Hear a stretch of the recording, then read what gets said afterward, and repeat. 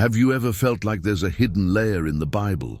Not just parables or prophecies, but a spiritual system, a divine blueprint buried beneath the surface. Something that could unlock breakthrough in every area of your life. Finances, relationships, purpose. If only you had the code, because Genesis 41 wasn't just history, it was a spiritual algorithm. Most people read the story of Joseph as a rise from the pit to palace testimony, but they miss the blueprint.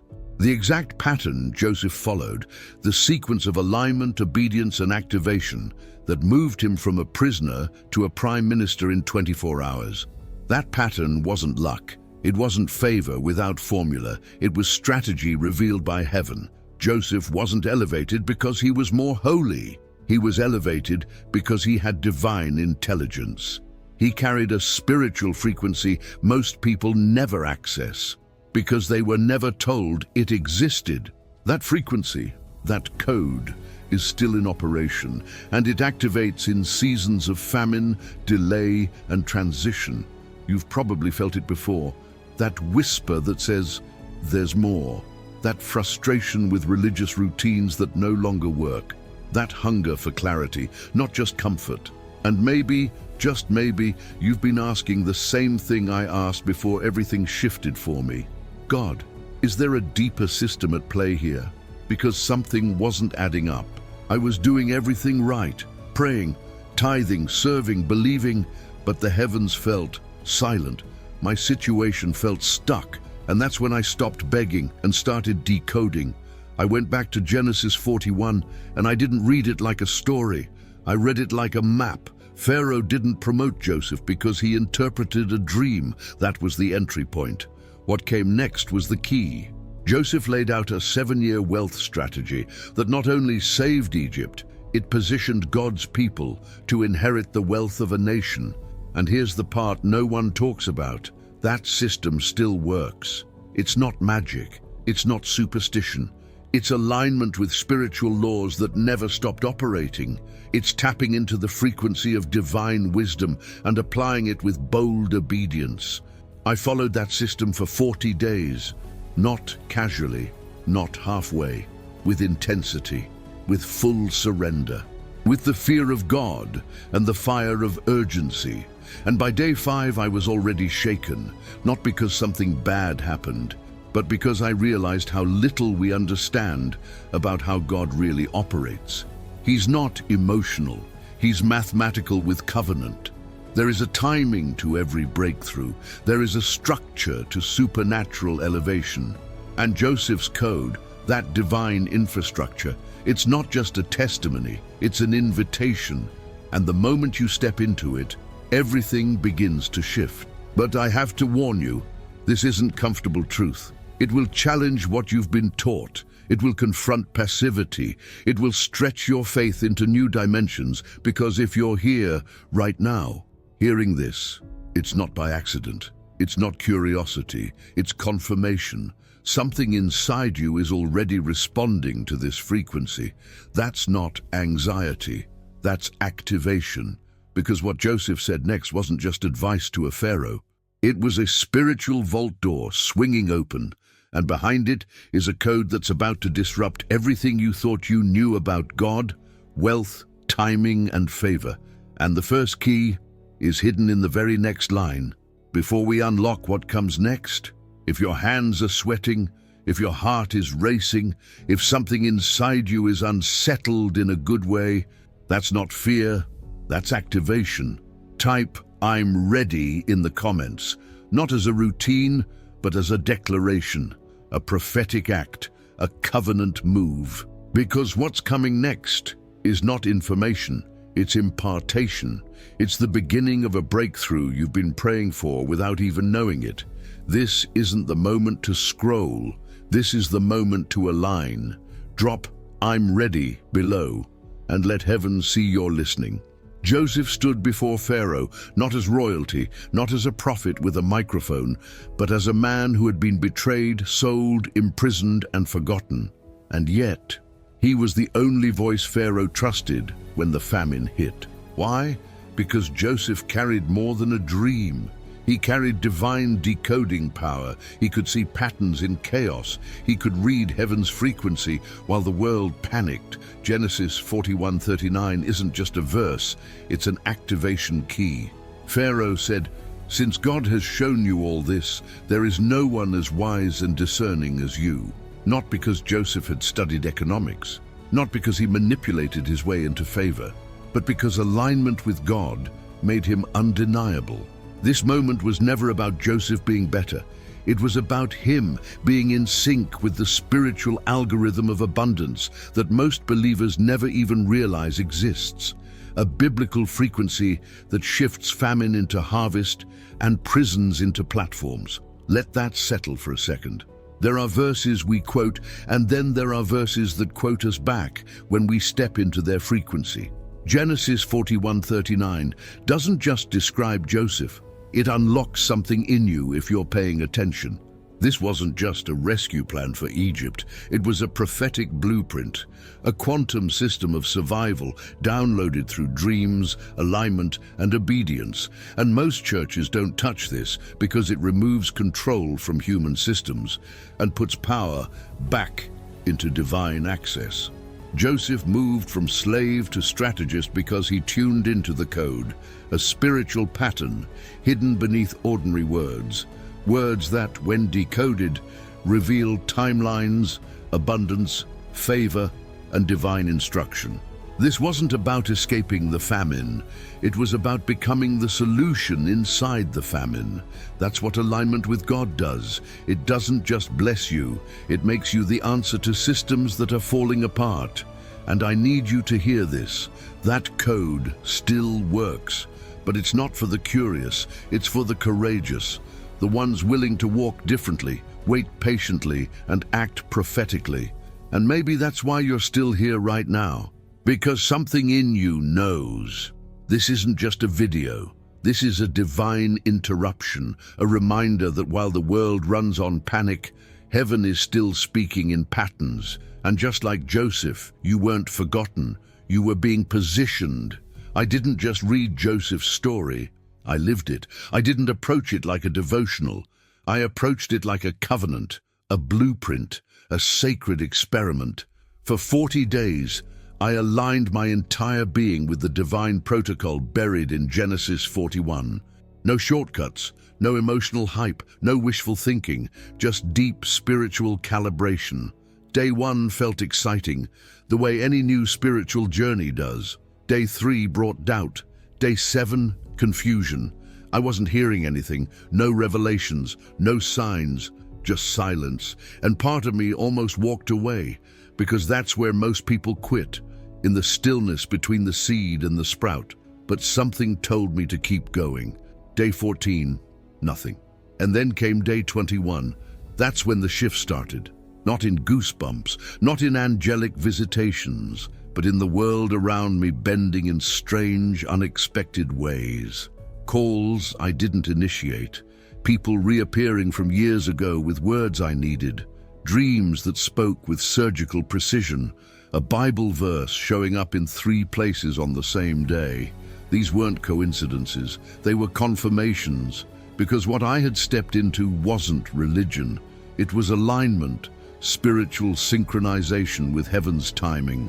A divine frequency that few believers even know exists, let alone activate. But once you're in it, the natural begins to submit to the supernatural, and that's what most never understand. They beg God for breakthrough, but remain out of sync with his patterns. They pray for provision, but never engage the protocol that unlocks it. Because here's the truth, most won't say out loud, God doesn't respond to begging, he responds to alignment. That phrase hit me so hard on day 23, I wrote it in bold across every journal I had, and the more I aligned, the more it proved true. The atmosphere around me started to obey something higher than effort. I wasn't hustling, I wasn't striving, I wasn't burning out trying to manifest my own miracle. I was just walking the code, quietly, daily, faithfully, and suddenly things that didn't make sense before made sense. People who ignored me were now calling me for advice. Battles I had fought for years dissolved with one email. I started seeing time bend around purpose, provision attached itself to obedience, and favor showed up without me forcing it. This wasn't a mindset trick. This was divine mechanics, a spiritual algorithm that had been working since Joseph's day, still encoded in scripture, still accessible to anyone willing to walk in full spiritual integrity. And it was only day 24. By day 28, it wasn't just me noticing the changes. It was people around me, people who had no idea I was even doing this. A friend who had been drowning in debt for over a year suddenly received an unexpected financial release, not through manipulation or hustle, but from a source that made no logical sense. A family member, stuck in confusion for months, unable to make a single decision about their life or business, woke up one morning with total clarity. A woman who had silently battled with the feeling of being forgotten, spiritually invisible, told me she had a dream where she saw herself stepping through a gate made of gold. She said it felt like the moment she stopped just surviving and started living aligned. This was beyond personal breakthrough. It was spiritual overflow. Something had been set in motion that couldn't be reversed. This was momentum, not from force, but from alignment. A divine rhythm had been activated, and it was touching everyone connected to me. It reminded me instantly of Joseph's journey. The famine didn't just impact Egypt, it touched the entire known world. And yet, the entire world had to come to Joseph because he had the strategy, the code, the divine foresight. While others were panicking, Joseph had already been preparing, not just physically, but spiritually. Genesis 41 shows that Joseph didn't just survive the famine, he led through it. He wasn't reactive, he was prophetic. He wasn't scrambling to make things work. He had already obeyed instructions God gave him years prior. That's the part most Christians miss. They wait for the famine to seek God. Joseph aligned during the season of plenty. So when the world fell apart, he rose into position. Let that sink in. God didn't use the famine to punish Joseph. He used the famine to reveal him. And the same thing is happening now. What the world calls chaos, heaven calls calibration. What looks like economic breakdown may be spiritual positioning for those who are walking in obedience. This code, this alignment system buried in the life of Joseph, is not about escaping hardship. It's about becoming unshakable in the middle of it. It's not magic. It's not emotional hype. It's biblical architecture, a divine framework that reshapes the atmosphere around you. Because when your spirit is tuned to God's system, even people who aren't consciously seeking Him start to feel the vibration. They start shifting. They start seeing differently. And what happened to me during those 40 days began touching others who never even knew the code existed. That's when I knew this isn't just a message, it's a mandate. And what came next, on day 37, I wasn't ready for it.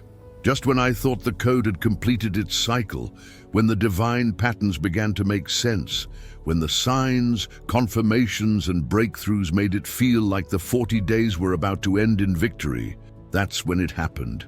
A moment I didn't expect, a silence that didn't feel empty, but sacred, a presence that didn't shout, but pressed. And then it came. Not in a voice I could hear with my ears, but in a sentence that dropped into my spirit like a thunderclap.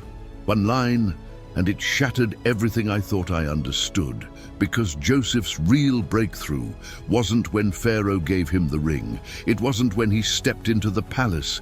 It wasn't even when Egypt survived the famine. It was when Joseph finally realized that his identity had been completely rewritten by divine design. This is the part most believers miss. Prosperity isn't just about external evidence. It's about internal elevation. God doesn't just give you more, He makes you more. And sometimes the famine isn't sent to destroy you. It's sent to erase every version of you that was never aligned with the kingdom to begin with.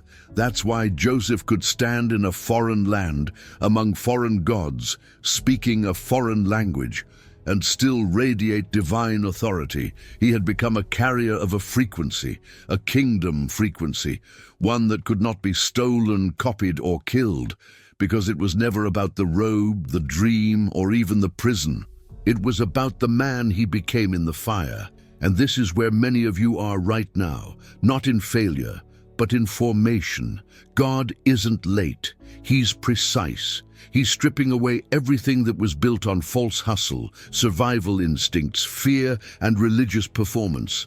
And he's establishing a new blueprint inside of you, one that can hold wealth without breaking, one that can lead without ego, one that can prosper without being owned by prosperity. Joseph wasn't just the answer to a national crisis. He was proof that divine alignment can rewrite generational history. And here's the part that stunned me the most.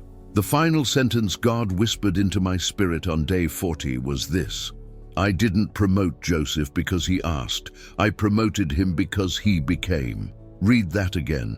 God isn't promoting you to bless your comfort. He's promoting you to reflect his covenant. And if you feel like your current life doesn't reflect what's been prophesied over you, it's not because the word is broken. It's because you're still becoming the version of you that can carry the promise. This isn't about waiting for a miracle. It's about stepping into alignment with the miracle you've already been chosen to release. So if your spirit has been stirring as you've watched this, it's not by chance. This moment found you for a reason. Because what's coming next will separate those who want results from those who are ready for responsibility. In the next video, I'll show you the difference between hustle culture and the biblical system of divine prosperity. One exhausts you, the other expands you, and only one was designed by heaven. So if you're ready to go deeper, comment, "I see the code right now," not for me, but for you, as a declaration to heaven that you're ready to carry what Joseph carried. Then tell me, which part of this message activated your spirit first? Was it the moment of alignment, the realization of identity, the whisper on day 40? I'll be reading every comment and replying to the first 100 who declare boldly, because something is shifting right now, and your voice is part of that shift. If something inside you is burning right now, if your chest feels tight, if your heart is whispering, "This was for me," then don't ignore that. This is not just emotion. This is spiritual alignment, and alignment demands action. Hit like, not for the algorithm, but as a signal to heaven, "I'm ready." Hit subscribe, because this is not just a channel. It's a movement of covenant believers who are done surviving and ready to reign. Comment, "I receive," not out of habit, but as a prophetic declaration. A covenant activation, a public agreement with heaven that you choose alignment over fear, truth over tradition, activation over delay. Share this with someone whose soul is starving for a message like this, someone who's prayed for answers and needs to know God still speaks and he still positions. Because remember, God doesn't respond to begging, he responds to alignment. And what's coming next is not just a video. It's a blueprint, a revelation that will redefine how you view success, money, purpose, and prosperity forever. Stay tuned, because you've only seen the beginning of what God is about to unlock.